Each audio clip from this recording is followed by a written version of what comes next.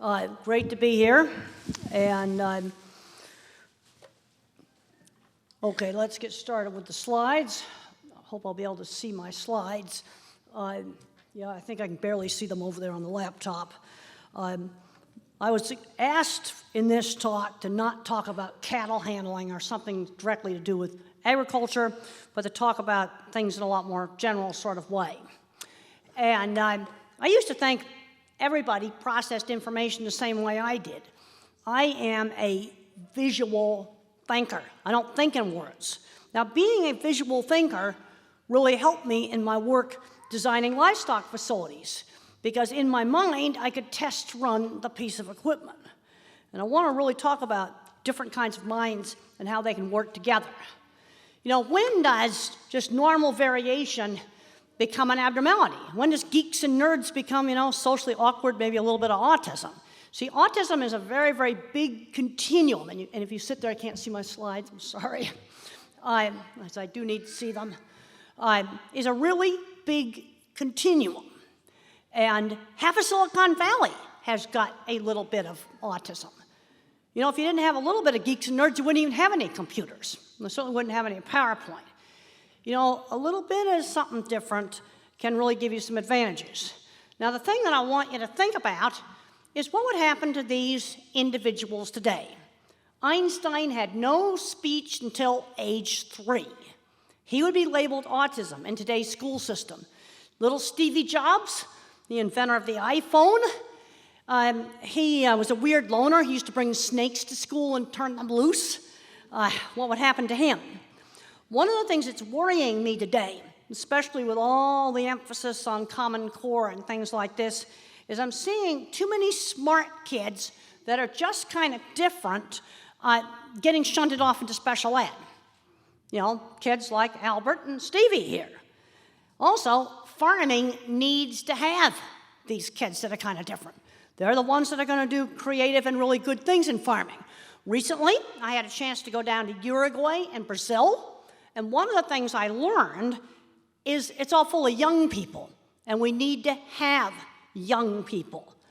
You know, I know a guy who's dyslexic, speech impediment, not doing well in school, but he took a welding class.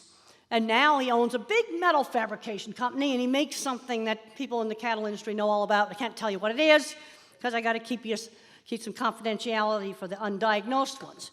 You know, personality traits, they're kind of like a music mixing board. You can be a bit more social or a little bit less social. There's no black and white dividing line between somebody labeled autistic and maybe somebody's a geek and nerd in Silicon Valley. But the thing is, autism has all different levels of severity. You can have a child that remains nonverbal, even though you work really hard on them. They don't learn to talk, have a lot more handicaps. And then you have the kid that's just sort of a bit awkward. And I see too many of these kids getting too over-sheltered.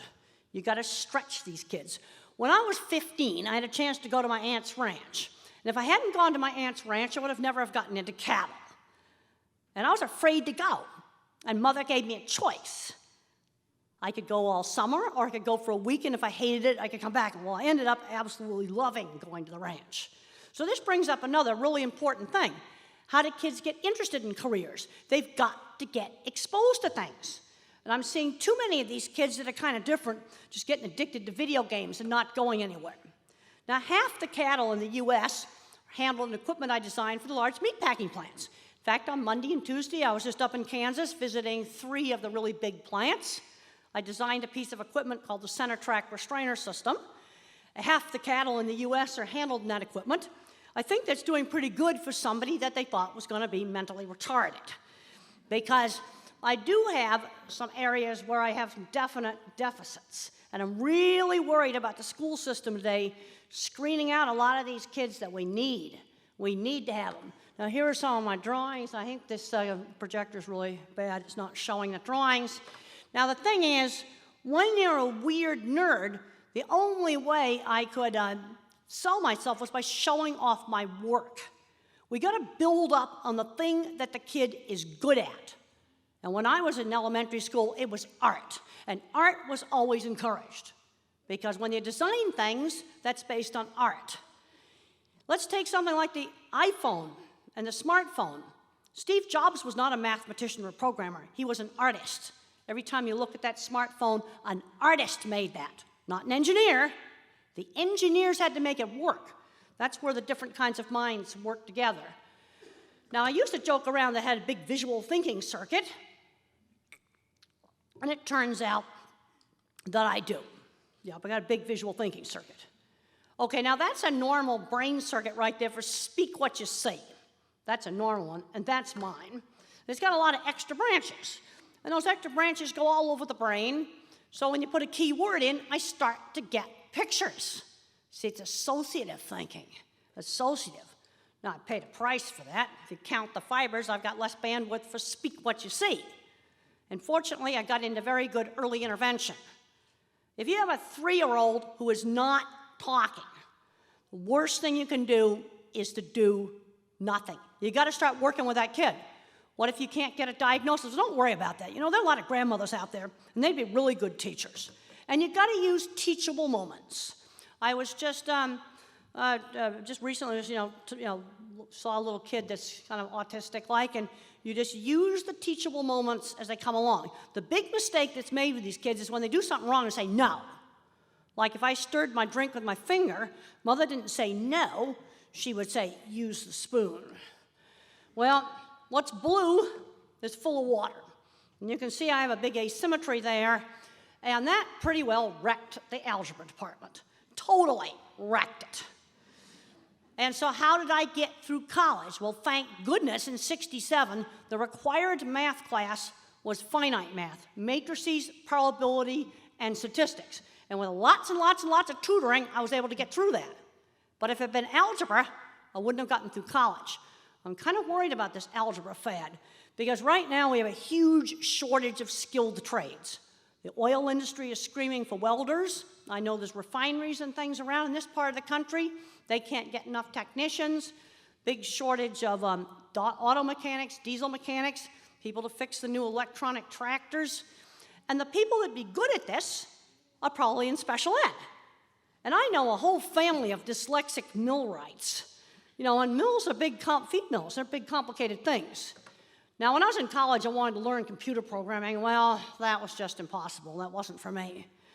We gotta go take the thing the kid's good at and build on it. Now, some people are visual thinkers like me who are good at art. And a big mistake made in my math education is we didn't jump to geometry and trig. Gigantic mistake. Then you have another kind of kid, he's super good at math. The mistake that gets made with those kids is we keep making them do baby math and they turn into behavior problems. That's the kid, when he's 8 years old, you ought to get some free programming classes for him. You can send him out to Silicon Valley. They're hiring right now. They are hiring. There's a lot of good jobs out there. And us visual thinkers, we are the industrial designers. But we're also going to be really good at a lot of farming things. And we need to be, finding these kids. And because I'm seeing too many smart kids that ought to be in farming playing video games on Social Security, on disability. That's wrong. I'm talking about fully verbal kids that are capable of doing all kinds of things. But how do you get them interested in farming? You have to expose them to it. Kids don't get interested in things they're not exposed to. And then some kids are a word thinker. You know, this is the kid that knows all the facts about his favorite things. Now, there's scientific evidence that these two kinds of thinkers really exist, the mathematical pattern thinker and the visual thinker. They really do exist. You know, we want evidence-based. Well, I've got it in my autistic brain book, and that will be for sale after my talk. Also, I'm doing a talk tomorrow that's going to be strictly on autism at Jackson State University at the E Center. I think that's their student union. Because what drives me crazy, since they changed the autism diagnosis criteria in 2013, is they've now taken the real mild kids, the geeks and the nerds, and they put them in with the real severe kids, and some of these kids aren't going anywhere. And one of the reasons they're not going anywhere is because they never got a job on a farm. That's where they need to be. That's where they need to be.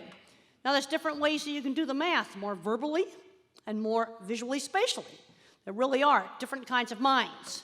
Now, I want to give you a glimpse into the mind of the mathematician. That praying mantis is made out of a single sheet of folded paper.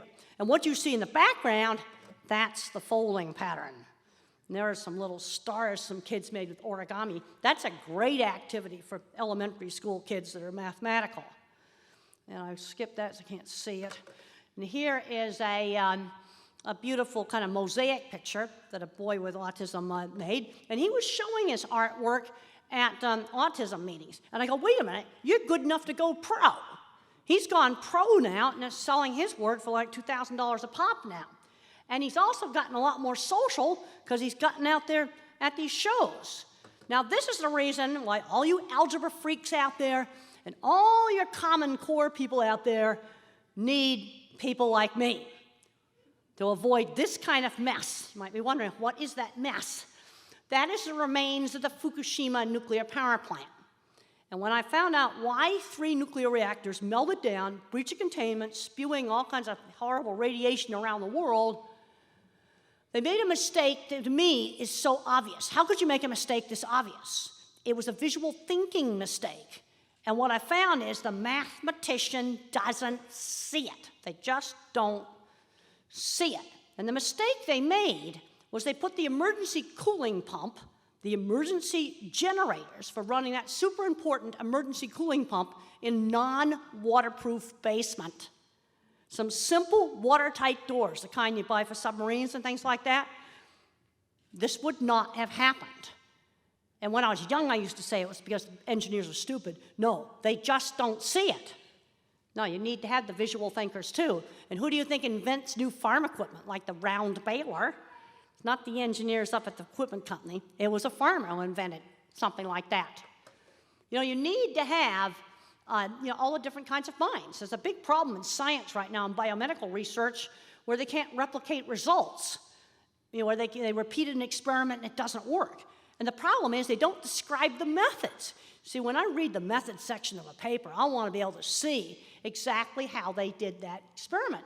Also, in science, we need observation. Observation is part of science. And a big thing that's happening now with engineering is some of the engineers that can't estimate.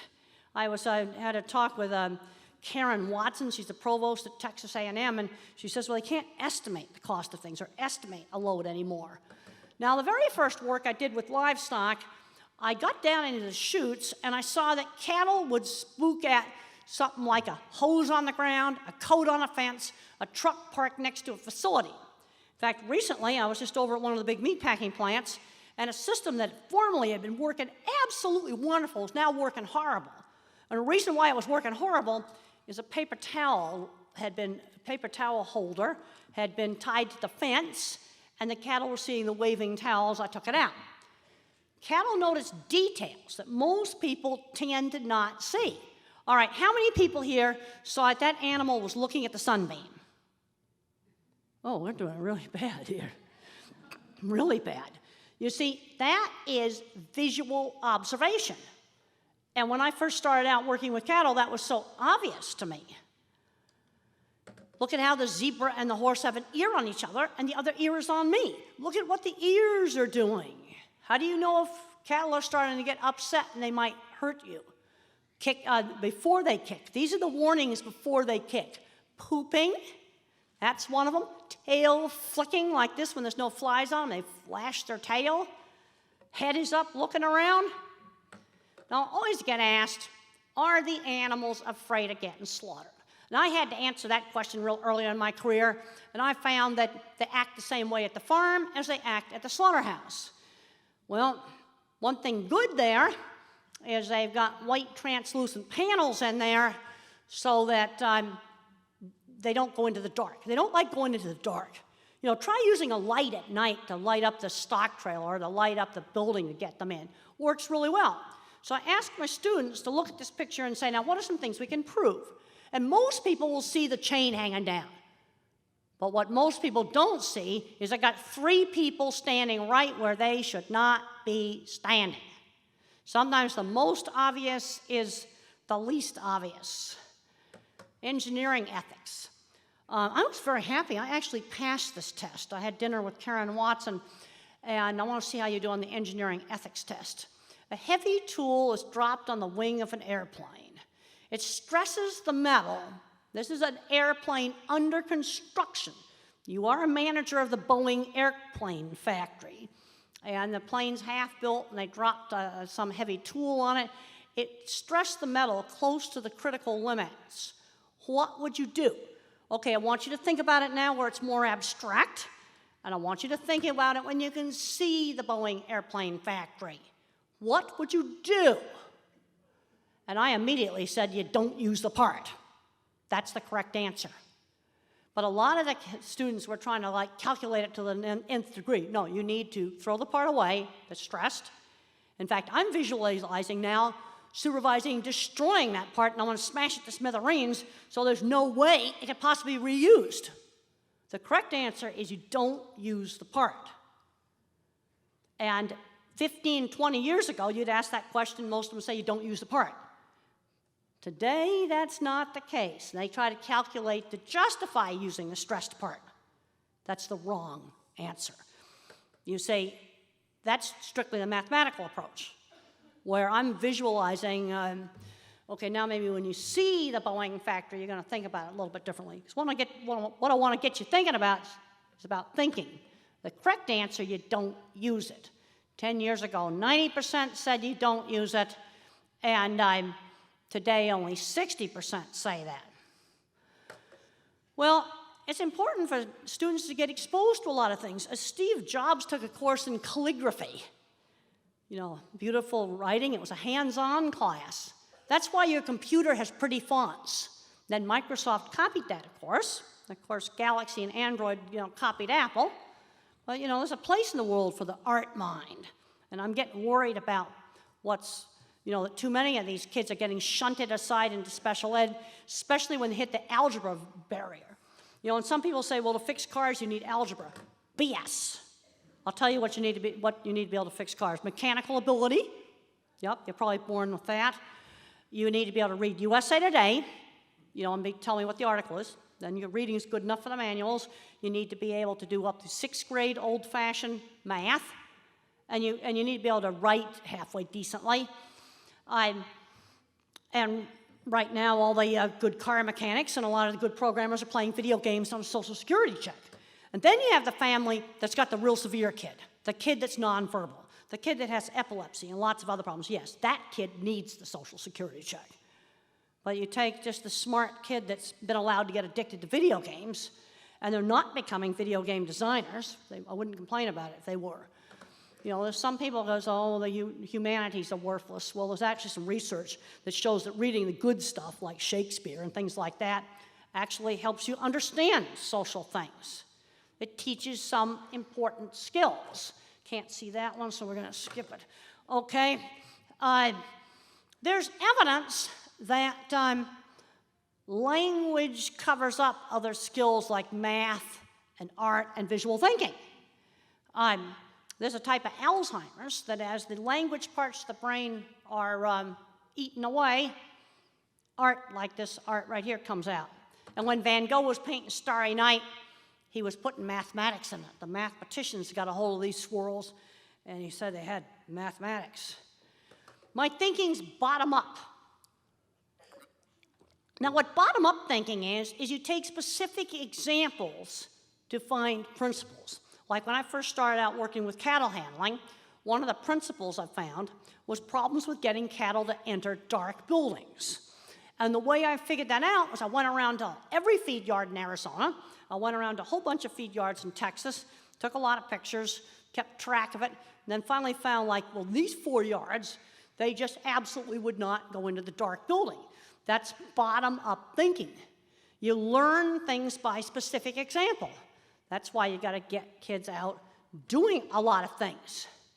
If you want to teach a concept like up, you got to give them several different specific examples. My thinking is associative, but associative thinking is often creative thinking. Something like the round baler, for example. The old baler smashes it into little rectangular cubes. You mean you're going to take the hay with conveyor and you're going to wrap it up like that? I can remember before there were round balers. I'm sure many of you can. But think about what a novel idea winding the hay up with conveyors as compared to, taking and squashing it into like a box-shaped chute.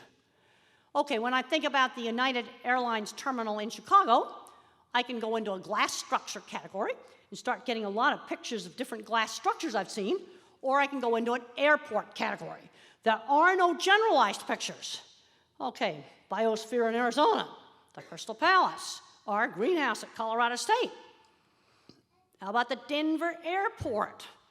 How about the Atlanta airport? Oh, that's Dallas-Fort Worth, or the Minneapolis airport, or maybe Atlanta. That was a real joke last year when they had 3 inches of snow.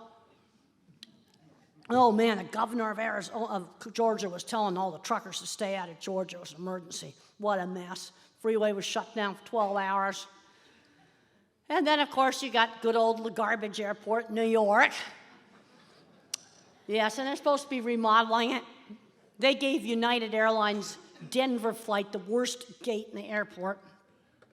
When I asked a physicist one time to think about a church steeple, he got this like abstract patterns of people singing and kneeling and things like that. You ask me about a church steeple, I just see lots of different specific ones.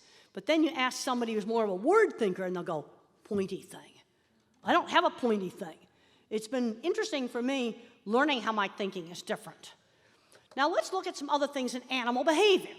Since animals are sensory-based thinkers, don't think in words, and their memories are either pictures, smells, or sounds. Think about it. If the cattle got accustomed out west to being handled on a horse, the first time they get handled by people on foot, they run away and get scared. Think about it. Man on the horse looks completely different than man on the ground. Maybe around here it's person on the gator, person on the ground. Well, you want to get them used to both of those things. And you want to make sure when you first introduce the gator that it's a good first experience, not chasing them all around with it. They can also learn things like 1 gator's good, 3 gators is trouble, since they are a visual thinker. Animals also tend to get fear memories. They will tend to associate something they either were seeing or hearing when something bad happened. I knew a horse that was terrified of black hats. White cowboy hats were good, but black cowboy hats were bad. It was associated with having alcohol chucked in his eyes during a veterinary treatment. Okay, let's say we're troubleshooting something. I'm finding a lot of people, when you try to troubleshoot things, they have a hard time categorizing. Do we have a people training issue, or do we have an equipment design issue? Do we have a behavior problem? This could be either with a person or an animal, or a biology problem. Well, okay, if a horse has a pain, that's biology. Behavior would be afraid of the black hat. Top-down thinkers tend to overgeneralize. I see this all the time. Like you got a kid labeled autism, they don't differentiate that you got the, one end you got the fully verbal child that may be socially awkward, maybe not even have speech delay. The other end, you've got a kid with epilepsy, all kinds of other serious problems. That's definitely not going to be, running a farm or doing any kind of a business. People tend to overgeneralize. With animal behavior, they'll try to say, what do you do for a crazy horse? Like, I don't know. You got to tell me what this horse is doing. That's too overgeneralized. And I find when I work with the meat plants, like I went in this plant and the cattle will all turn around. I was working really horrible. And the little backstop gate at the entrance to the chute, they had it on a remote control rope so they could lift it up, let the cattle go in. That gate was shaking like this. And they were about ready to tear out the facility, and I go, wait a minute, all that's wrong is this gate's shaking. Just fix it so it doesn't shake. Then it worked fine. And the manager's going, why didn't I see that? Now, these are the guys that put the Mars rover on Mars.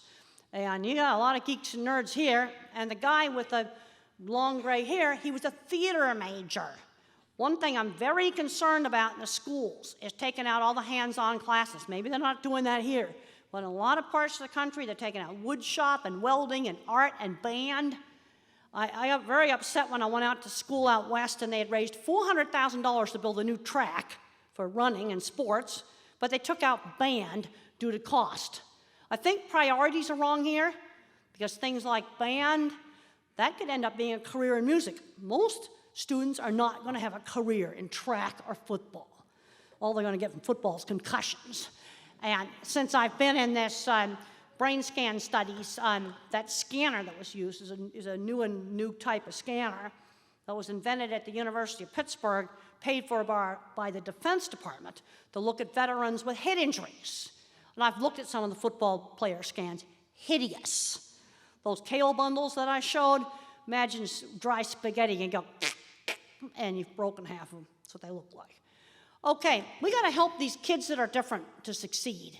You got to stretch these kind of, kids that are kind of shy, they don't want to do something. When I was a real little kid, Mother would have me be a party hostess, and she always gave me choices. Sitting in my room all day, and that was not going to be one of the choices. I had a great science teacher. How about getting some middle school kids interested in fixing engines, have a lawnmower repair class? You got to hook these kids in middle school, a lot of these kids. We also need to be teaching working skills. Now, of course, anyone who's got a farm and who's got kids are doing that. But you got all the other kids in the country, the other 98% of them, that never get exposed to a farm. And you cannot let these kids become recluses in their room. They're not doing enough play together. They're spending too much time on electronics. My television watching, that was limited to 1 hour a day. And we already talked about taking the hands-on classes out, and we have a huge shortage right now of skilled trades workers. Huge, huge shortage. And some of the most fun stuff I ever did in my life was supervising the building of some of my projects. There was something so satisfying about designing something, seeing it built, and then starting it up and showing them how to use it. Well, that was the frustrating part, because half my clients tore up stuff and wrecked it. Cattle handling's getting better today, and one of the reasons is because you have to, because this is going to make you do it, because otherwise you're going to end up on the internet doing something you don't want to be seen doing. And that's the reality. Now, and that's the stuff that saved me. I was bullied and teased in high school, and the only places I did not get bullied and teased was the specialized activities, like horseback riding, woodworking, electronics, model rockets. You got to get these kids that are kind of different doing a whole lot of things. 4-H, FFA. I'm a big supporter of 4-H and FFA, and I think taking FFA out of a school would be the worst thing that they possibly could do. You've got to make sure that doesn't happen. It's already happened in Illinois. Illinois is a farming state, and they cut the funding, this is about 5 years ago, for FFA in Illinois. That is absolutely beyond disgusting. Well, when I was in high school, I was not a good student, but I was learning lots of work skills. I took this junky old shed, and I made it really, really nice. Well, we've got to limit the video game stuff and the electronic stuff, unless it's an interactive activity with an adult. Kids get addicted to Minecraft. Well, let's get that tied back to the real world. One clever mother, she had 2x4s cut up at the lumberyard, and then she had the kids sand them, paint them, and make Minecraft blocks. And then, of course, showing animals. That's absolutely a great activity for a lot of students. You got to build on the area of strength. And if you got a kid who's really good at math, don't make them do baby stuff. Okay, if the kid's fixated on trains or whatever, well then, learn about the physics of how a train works. Read about it. Build on that. Lots of great online resources, Khan Academy, Code Academy for learning programming. The other thing that I learned to do is I learned to show off portfolios of work. That's how I got jobs. And when I was in high school, I got really fascinated by optical illusion rooms because I was exposed to it in a science movie. Got to expose kids to interesting things. There's one of my designs in SketchUp. That's a free program you can get from online. Free, and I'm all for this kind of electronic stuff. Design Spark, that's another free program. And of course, 3D printing, that's the thing now. And there's all kinds of, how about observation? This is a really cool little Brock Magiscope. Great thing for elementary school kids to go out and look at leaves and look at all kinds of stuff, see what it looks like. That's observation. That's the beginning of science. And teaching reading. There was some research that showed that if you read to the kid out of a regular book, They got better comprehension, because if you had an ebook that had a whole bunch of links, they're looking at that link and wanting to click on it. Now, if it's just a plain Kindle, that would probably be the same as a regular book. You got to touch in order to perceive. Even Pixar has learned this. I've had a chance to go to Pixar and Disney Imagineering. That was really fun. I got to see all the secret ride designs, but I can't tell you about them. And some of them are already out in the park already, but some of them are not. I signed 5 papers. It would be death by lawyer if I told you about them. But the thing I learned in going to these places is how you have to touch. And with that 3D printer, you can draw a Disney character or draw a Pixar character, and you can print it out and you get like a little figurine of the character. And they had those right by their computer mouse so they could touch them. Don't touch, they don't draw right. And a lot of the graphic designers, the best ones, learn to hand draw first. They makes them a better graphic designer. Mentors. How about, there's a lot of people that are retired, maybe ought to be doing a small engine repair class, for 10-year-olds, 11-year-olds, old lawnmower engines. You've got to get them hooked, get them interested. Now, I think we got in this country, we got to get back to doing real stuff. One of the advantages of visualization is it really gives you the idea of what money means. Like that Denver airport is worth $5 billion. And when they had the bailout in 2008, that was equal to 2 Denver airports for every single state. That makes you kind of think about it in a different way. And I think a big problem we've got today, and I know farmers wouldn't have this kind of problem, is what I call abstractification. They're all in the abstract. Some of these animal activist groups now, it's all lawyers suing stuff. They just want to muck stuff up rather than figure out how to solve problems. Okay, you're working with some of these kids that are kind of different. I need to mentor them. Okay, let's say you've got someone who's on the autistic spectrum, the kind of geeky, nerdy, shy kid. You can't be vague with them. Let's say he's working in a store. You can't say you're rude to customers or you're too aggressive with customers. You have to explain to them in a much more specific way how to work with them, because it's like training a person on how to behave in a foreign country. Like when I went to China, I learned that was rude pointing. I was just in China in June. That in China you point like that. That's like really rude doing that. Well, how would I know that if somebody didn't explain it? And I started out my business freelance, one small job at a time. And before I was designing cattle facilities, I was doing freelance sign painting. Well, here's an example of, teaching one of these kids. You demonstrate the correct distance between people. You demonstrate exactly how to shake hands. It's like coaching an actor in a play. Now, a lot of kids that are kind of different, that might get labeled dyslexic, ADHD, autistic, don't get hung up on these labels. They come and they say, my kid is a such and such. You know what I want to know? I'll tell you what I want to know. How old is he? Is he fully talk? Okay, how's he doing in school? Can he read USA Today? I'm trying to get some idea of where his skills are at. Why am I using USA Today? Because it's available everywhere in the country. It's my standardized test. Today's paper. No way to cheat. I can't have rehearsed it beforehand. But you can get sensory issues. And I know a lot of people in the cattle industry that have some of these issues. Extremely good cattle people that have been dyslexic. And sometimes there's some very simple things you can do to help them. Auditory processing problems. Loud sounds may bother them. They may have trouble hearing hard consonant sounds, even though they're not deaf.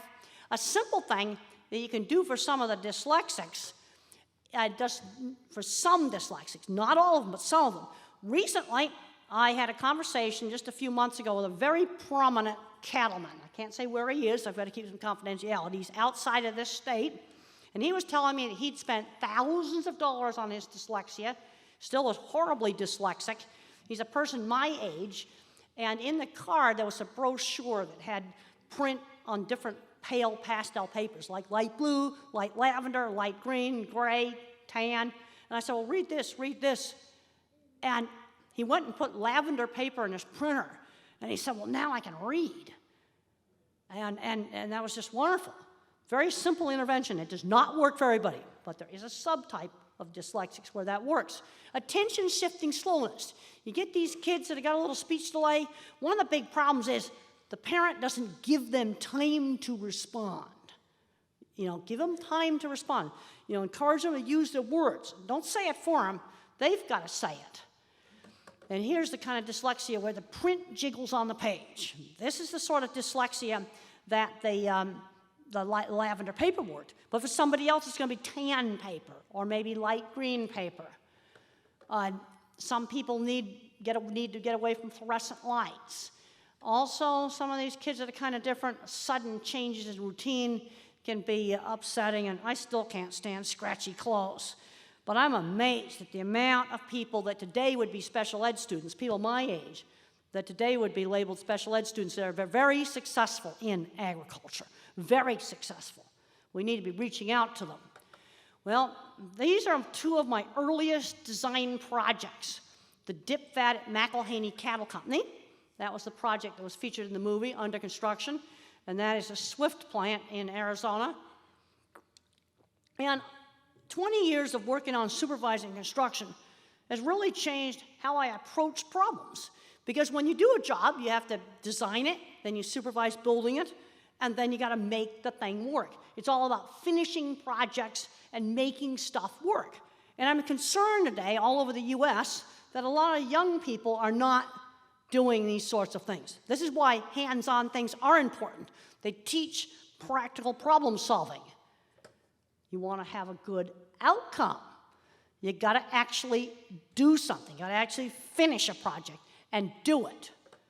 I think education needs to take a more outcome-based approach to the student's life. For some kids, a 2-year program at a community college in certified welding would be the right choice. I'll tell you where the good jobs are at.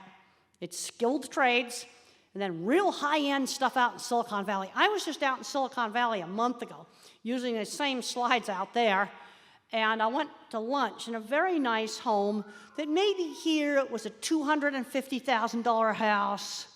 If it was here, in Silicon Valley, it was a $5 million house. I'm going like, you gotta be joking? $5 million house?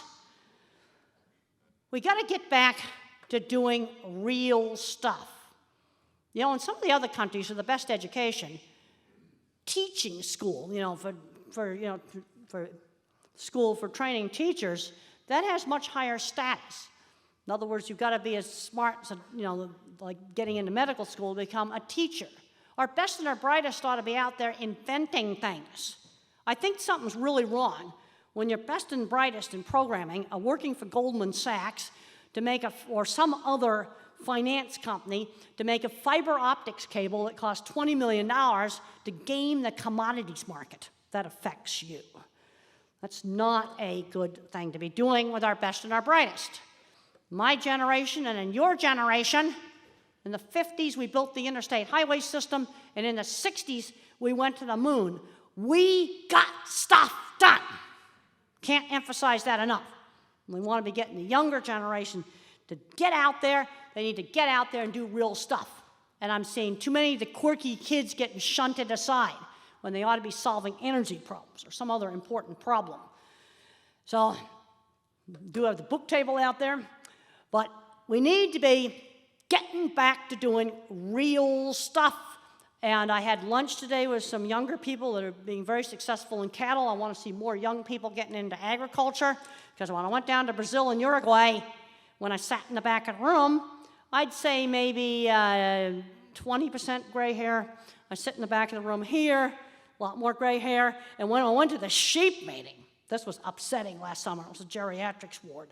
We got to get out there, and we got to get young people interested in agriculture. Let's get out there and do some real stuff. Thank you.